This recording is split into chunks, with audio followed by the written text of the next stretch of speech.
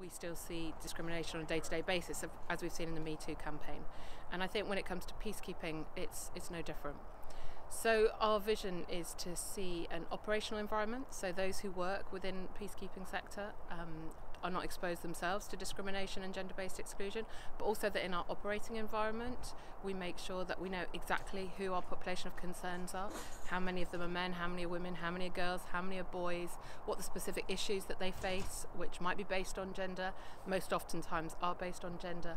So we really just want to make sure that people have a really clear understanding of who they're working with, that they understand the different needs and different rights, and then that they also take appropriate interventions so that we don't perpetuate discrimination by accident just because we don't think about it, because we develop a gender blind strategy, and that also when we see discrimination we actually are proactive in doing something about it.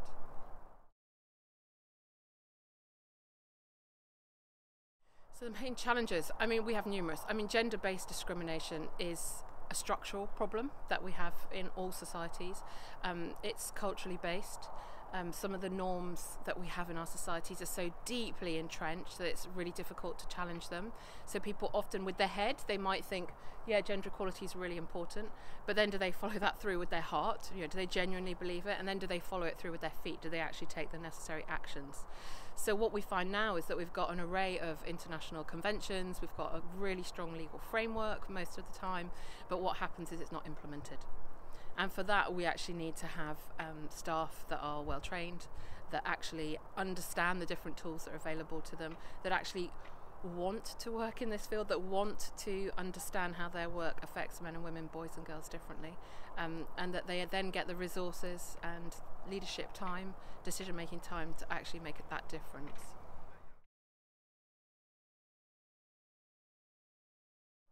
So it's not rocket science. We know exactly what we need. Like I said, we've got the legal framework in place. We've got, most organisations have their gender policy, their gender strategy. So I think there's two things that we really are working on at the moment, and particularly through Viking. And one is to have what we call gender responsive leadership. So this is a leadership that really strongly takes the lead and says, enough, not on my watch. I'm not going to tolerate gender-based discrimination from my staff.